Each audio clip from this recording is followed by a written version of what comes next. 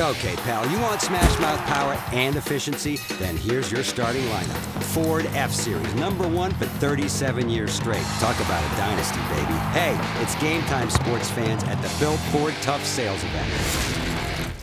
Hello, everyone, and welcome to the 7th edition of the Coach Misty Wilson Radio Show from the lobby of First Financial Bank right here in Stephenville. I'm Kelton Weens, and I'd like to thank you for tuning in to 90.5 KTRL and tarletonsports.com/listen live. Please help me in welcoming the first-year head coach of the Texans, Misty Wilson. Coach, first of all, I know you don't sleep much on the bus. You got a little coffee running today after the late night? I did have my coffee that I have every day. I actually don't drink hot coffee, though. I drink cold coffee. So my mom was very nice and put it in the freezer, so it was nice and slushy this morning. Now, Coach, this is our last long road trip of the season, save for potential regional bid. What did you think of the movie selection this year on the bus? It was terrible. Terrible. There was a few that gave me nightmares, and a few that were just, I think I got dumber watching them. Well, we appreciate your honesty. Coach, let's jump right in. And on Saturday, the Texans traveled to Kingsville, take on the Texas A&M Kingsville Javelinas. Tarleton won that game 70-58. It was the season sweep of Kingsville. What did the film say about that win for you? We just did a good job of finding those shooters. Bailey had a good night. Raven had a good night shooting. I think they were like 4 for 6 and 4 for 5 from the three-point line. And we knew they were running that 2-1-2, and they almost double-teamed the post players, so our post players might not get a lot of touches, but we were able to reverse the ball and give it to our shooters. I don't know about you, but I caught a little sun in Kingsville. It was nice and warm down there. Did you catch some sun? It was warm. I didn't catch a lot of sun, but in our hotel we were outside. So. Bailey with 19 points. Her second game this season on the road where she's really exploded. And I didn't know until Tuesday that she was actually sick during the game. Bailey's tough as nails. Mm-hmm. She is, and I actually did not know either until, she hit like 3 threes pretty quick. Right. And I thought, I might leave her in and see if she can break some kind of record or something. And I looked up and her face was like the color of that chair over there, and I thought, I better get her out. And whenever she came over, she said, I don't feel very good. And I thought, oh, okay. But so a 19-point effort for Bailey. Definitely great job for her. Rebounding in the game was big again for you. You got 13 second chance points off 18 offensive boards. We know that you've done well with rebounds of late. But is there something that Kingsville was doing to kind of help you out on the glass a little bit? No, I think, just running a zone, it's tough to find a body to block out when teams are running a zone, and that's something we stress to our players when teams are running zone. We should crash the boards because it's so hard to block out, keep people off the offensive rebounds. You also scored 19 points on 18 Kingsville turnovers. That, to me, first says execution. Were you pleased with the way that your team was able to close possessions whenever they get the basketball? Yes, and part of that, the 19 turnovers is we also pressed a lot more than we normally do. We got into a hot press and forced some turnovers and got some easy layups off of those, so that helps. That definitely helps. You get to this point in the year, and there's a number of big things that really add up to points. Is that one of the big factors that you look for that can win you games and lose you games is points off turnovers this late in the year? You don't really talk about it very much. Yeah, points off turnovers, but probably to refer back to what we were talking about earlier is offensive rebounding as well. Coach, against Kingsville, you allowed 34 points in the paint while you only scored 16% yourself, but you did shoot 43% from 3. Are you willing to overlook the points in the paint whenever you're shooting that well from downtown?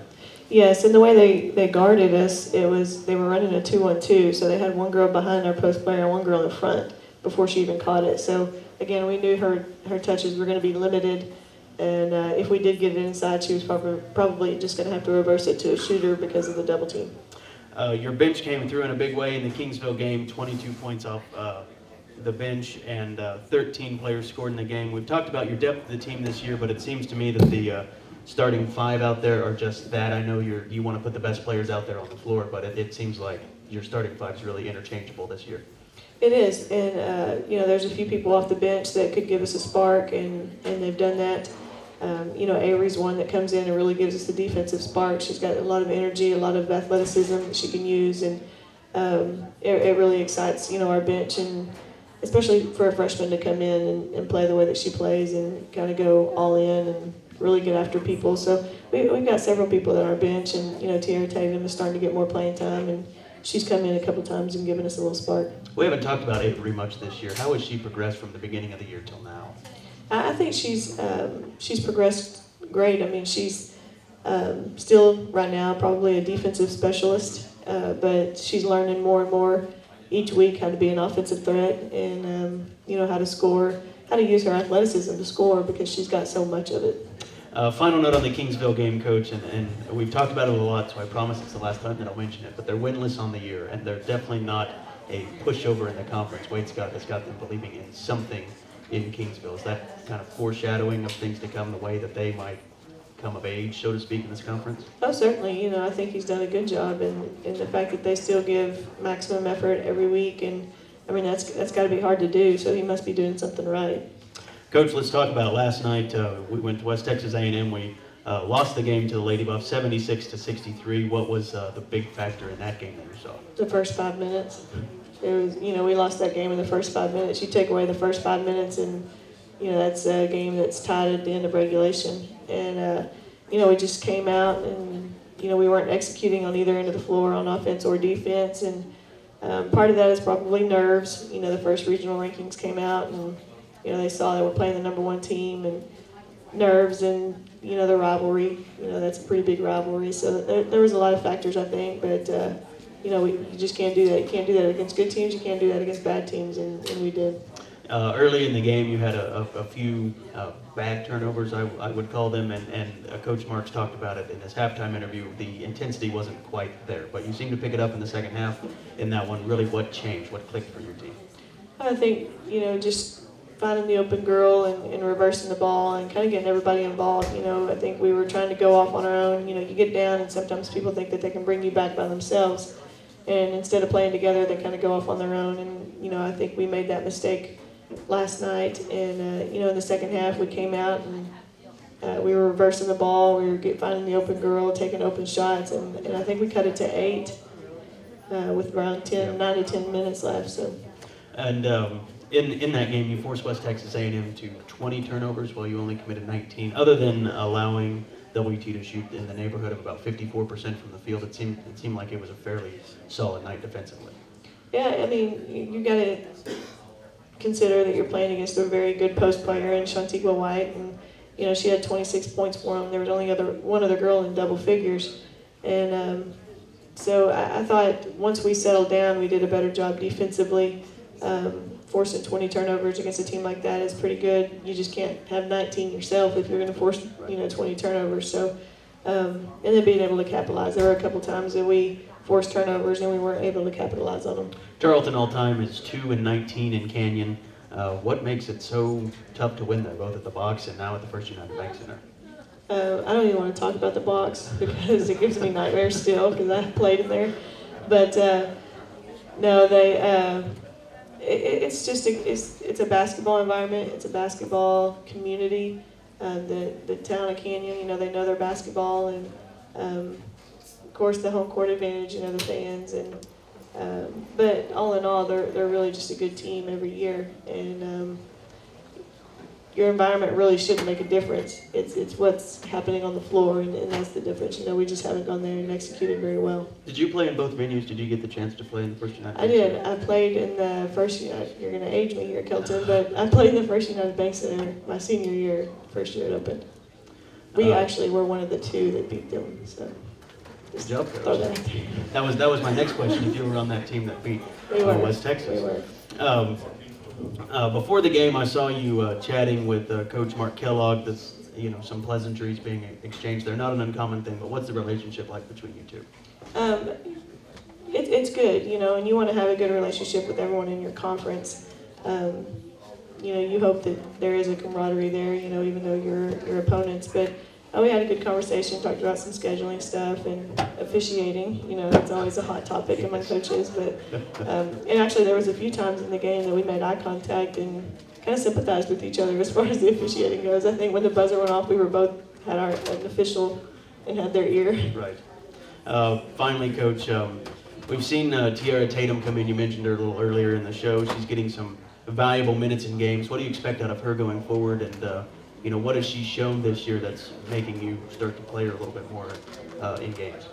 I think she's starting to understand more and more. She was one that admittedly said, this is very different than high school, and she was eager to learn, and so she's learned a lot throughout the course of the year about being a point guard, about being a two guard, about what it takes to get to the rim, and when you go to the rim, somebody helps finding the open girl. So she's come out every day and worked, and she wants to get better. She has that desire to get better, and I think she will continue to do that.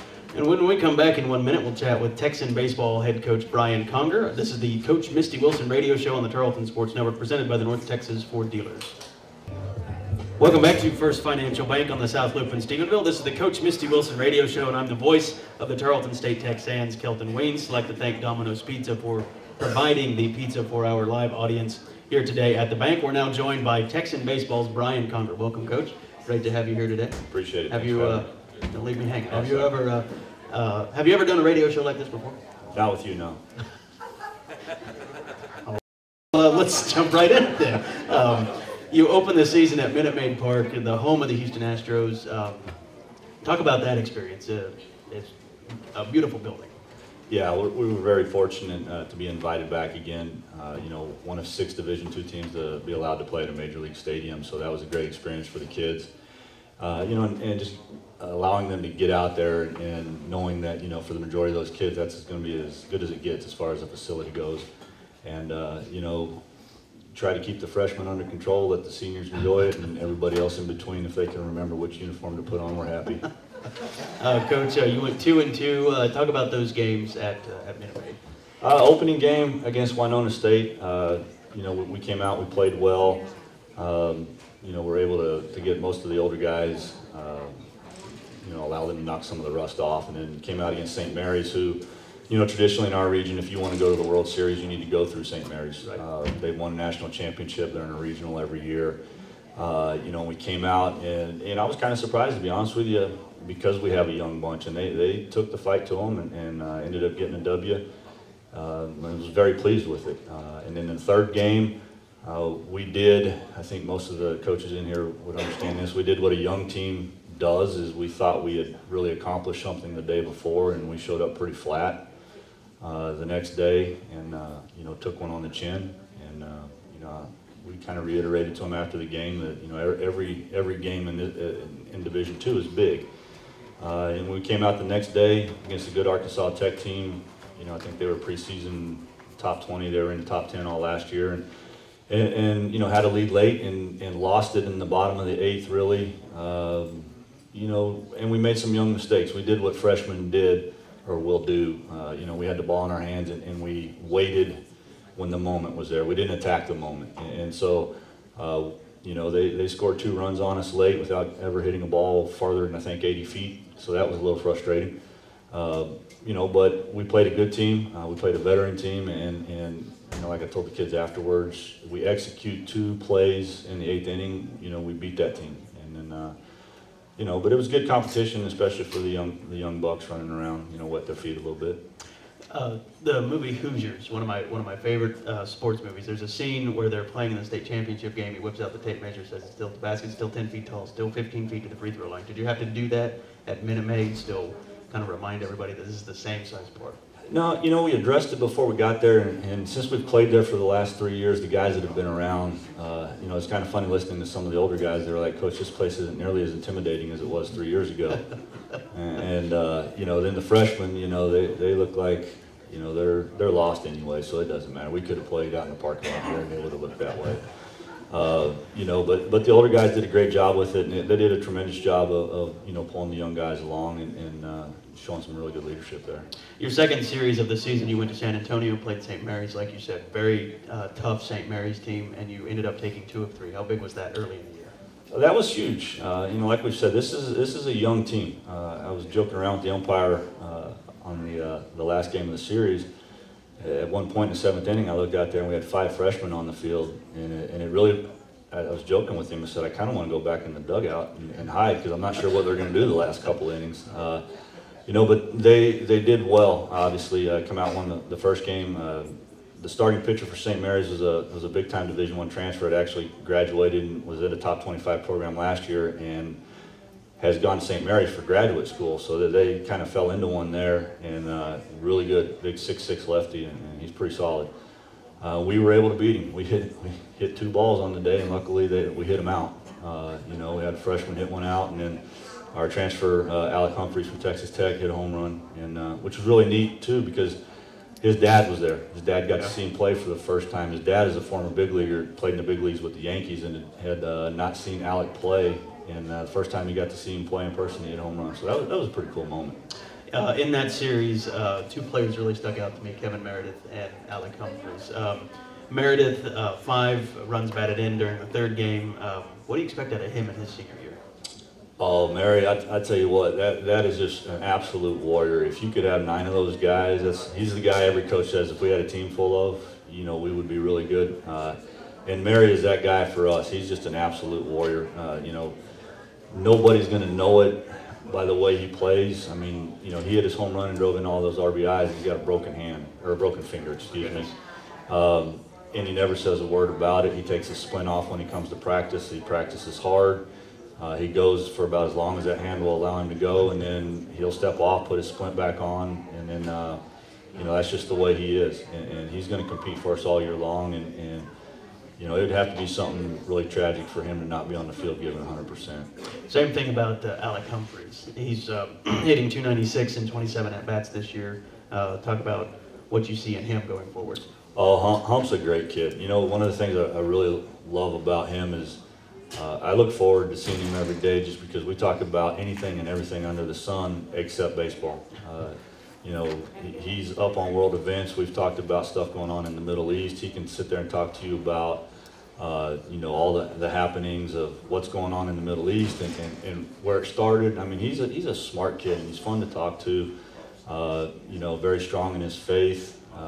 He got to go home for his brother's baptism 2 weekends ago, and just, you know, I think he told me thank you about 100 times, and you know, I said, you know, Alex, that's your kin, that's your brother. You need to be there. You know, one practice isn't going to dictate how well you do this year. But he's an outstanding young man, and I think I said it earlier. You know, the preseason luncheon we had last week, or whenever that was.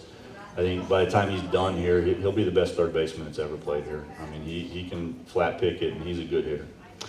Finally, Coach, you you opened the season on Friday against Texas A&M International in a big 3-game series. Talk about playing at home. It's always a great place to play. Yeah, we're excited to be home. We don't really know what to do with ourselves. The last few weeks we've been accustomed to being on the road right now. So, you know, we're going to have practice here in just a little bit, get back after it, and, you know, open up at home. And so far, you know, I really couldn't be more pleased with the kids. You know, something I think that doesn't necessarily get looked at a whole bunch is the first couple of weekends on the road. You know, 6 of our first 7 games were against ranked opponents, and for as young as this team is, for them to come out of it with a winning record, I think bodes well, big picture, for this group. You know, we still have a lot of things we need to get better at. Our defense is not good right now, and we'll work to correct that this afternoon here pretty quick. But that's the thing about this group, they'll work. They take the coaching, they take the instruction and the advice, and they work at it. So, you know, we're looking forward to get out there, get after it, and hopefully, you know, have a nice turnout. Weather's supposed to be nice the first 2 days. Yes. Well, thank you very much for your time, Coach, and good luck this weekend, good luck this season. Appreciate it. Thank you. That was Texan baseball head coach Brian Conger. When we come back in 1 minute, it's time to preview the upcoming week in Texan basketball. This is the Coach Misty Wilson radio show on the Tarleton Sports Network, presented by the North Texas Ford Dealers. Welcome back to the Coach Misty Wilson radio show from First Financial Bank right here in Stephenville. Please join me in welcoming back the first-year head coach of the Texans, Misty Wilson. Time now to run through the Lone Star Conference schedule from this last week. On Thursday, February 12th, Commerce beats Texas A&M Kingsville 74-57 in Commerce. On Saturday, February 14th, Angelo State over Texas Women 64-58 in San Angelo. West Texas A&M over Cameron 81-67 in Lawton, Oklahoma. Midwestern State throttles Eastern New Mexico 94-46 in Wichita Falls. And Tarleton State over Texas A&M Kingsville 72-58 in Kingsville. And then on Sunday, Commerce beats Angelo State by 5, 67-62 in San Angelo. Then on Tuesday, in Portales, Eastern New Mexico beats Commerce 81-79 at home. And Coach, for Eastern New Mexico, how big was that win over a good Texas A&M Commerce team? Oh, I think it was huge, and it kind of went down to the last shot and the last play, and I think Eastern New Mexico took a charge with about 3 to 5 seconds left to get the stop they needed, and then took off in transition and got a foul and made 2 free throws, and that was the game. Coach, that road trip for Commerce, really kind of a tough one. They go to San Angelo and then they go to Portales from East Texas, so we thought that we had it bad. 2 days apart. Well, but it's not back to back. Right. Right. And that they're one of those teams that they never have to do the back to back. So I think it actually kind of makes sense to go from Commerce, and then while you're in the West Texas area, right. Try to knock a couple games out in that area. So it probably helps them a little bit as far as travel. Then last night, of course, in Canyon, West Texas, A&M over Tarleton, 76-63. Cameron beats Kingsville, 78-65 in Kingsville to send the Javelinas to 0-24 on the year. And finally, the big game last night was Angelo State beating Midwestern State 55-53 in San Angelo. And Coach, Angelo's now won 2 of their last 3 games. They seem to be playing well right now. They are, and I knew, and we've talked about it before. Once you get that first win, you can kind of start doing some things differently and maybe get a little confidence going with your team, and I think they've done that. I imagine that Midwestern State loss to Angelo State probably helps you a little bit in the conference seedings as well as in the regional rankings. I think it helps both, and but that just kind of goes to show that every night, especially this time of year when it's kind of a grind, right, and everybody's tired and everybody's traveling, and you played a lot of games. It's tough to get up for some of those games, and I think that probably happened to Midwestern. Taking a look at the current Lone Star Conference standings, West Texas A&M leads the conference at 12-1. Cameron is second in the conference at 11-3. Midwestern State's 10-4, they're third. Texas A&M Commerce at 7-6, they're fourth. Tarleton State 7-7 at fifth. Texas Women's at 6-7.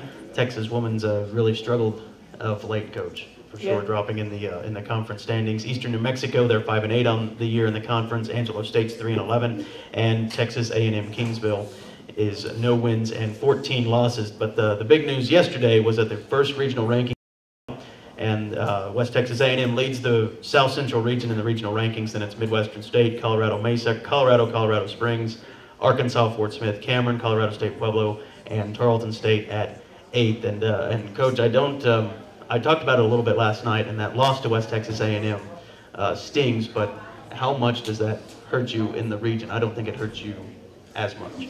Yeah, hopefully it won't hurt us, as much. I guess it'll affect your overall record, but as far as strength of schedule goes, I mean, you look at our conference, and there's, 3 of the teams that we play, right, are in that regional ranking, and 4 total, including us, and so that's kind of a testament to our conference and how tough it is every night. Then on Saturday, you're back at home to play the Zias of Eastern New Mexico. You won that last game against Eastern New Mexico Bailey Whiff with 21 points in that game. I believe that one from Wisdom Gym is a 5 p.m. tip-off pregame beginning at 4:45 right here on 90.5 KTRL. Then on Wednesday, Coach, you hit the road for the second game of the year against McMurray, and you throttled the Warhawks earlier this year. Have you ever played McMurray at Abilene? No, I don't think we've played McMurray at Abilene, but we have played ACU at McMurray. One year they were having spring sing or something, some kind of choir deal, and so we played at McMurray. Well, we're going to take our final 1-minute break here on the Coach Misty Wilson radio show, and on the other side of that break, time for giveaways for our live audience, and final question for Coach. Stay tuned, we'll be right back after this on the Tarleton Sports Network, presented by the North Texas Ford Dealers. We've reached the point in the Coach Misty Wilson radio show, time for giveaways for our live audience here. First, I'd like to thank Domino's Pizza for providing the pizza for our audience today at First Financial Bank. Our first winner today, Kyle Hall. Kyle, congratulations, Kyle. Kyle, have you won before? Well, you win again. You win a First Financial Bank duffel bag. Congratulations. Our second one, Ken Bailey. Did I read that right? Ken. Yeah, congratulations, Ken. Ken's going to flip the card. He wins a Tarleton State hat. Congratulations, Ken. And our final winner, Dalton Lopez. Congratulations, Dalton. It's always suspenseful when you flip the cards here at the bank. And he wins a Tarleton State shirt. Congratulations, Dalton. I'd like to thank everyone in our live audience here today. I'd like to remind everyone the Coach Lon Reisman radio show on Fridays from 12 to 12:30 at Bruner Motors at the corner of Lillian and the South Loop, right here on 90.5 KTRL and tarletonsports.com/listen live. Also from now until February 28th, fans, you can buy your tickets to the Lone Star Conference Tournament in Allen on March 4th through the 7th. All tournament passes are discounted right now. If you buy a session pass from the Tarleton State ticket office, you can get a free Tarleton State t-shirt. You can purchase them in person through February 28th at Wisdom Gym, or you can call 254-968-1832 and pay with a credit card through tomorrow, February 20th, to buy. The Tarleton Texan baseball team opens at home this weekend against Texas A&M International. The first game in that series is set for Friday at 3 p.m. Again, the next broadcast of Tarleton Texan basketball is this Saturday, February 21st in Stephenville against the Zias of Eastern New Mexico. Tip is at 5 p.m. and the National Farm Life pregame show beginning at 5:45. Finally, Coach, this Sunday is one of my favorite Sundays of the year. I love Oscar Sunday, the Academy Awards coming from Los Angeles. Are you a big movie fan? If it's animated or Disney, I see a lot of those, but I don't see too many, the movies that are in theaters. Well, thank you very much for your time today, Coach, and we'll talk to you on Saturday. I'd like to thank everyone involved with this broadcast of Tarleton State Athletics. Baseball coach Brian Conger for joining us earlier in the show, our producer back at the KTRL studio, Aaron Young, and our on-site engineer, the always famous Jody Lee Cottle from KWBY Radio. Also, thanks go out to Nathan Burrell and Jeff Smith from Tarleton Sports Information staff, and a big thanks to assistant coach Jake Stevens for making it today. Jake did not get very much sleep last night, so thanks for your support today, Jake. But most of all, I want to thank everyone for listening and for supporting Tarleton State Athletics. For the first-year head coach of the Texans, I'm Kelton Waynes, and we will talk to you on Saturday evening from Wisdom Gym. Thanks, and have a great day.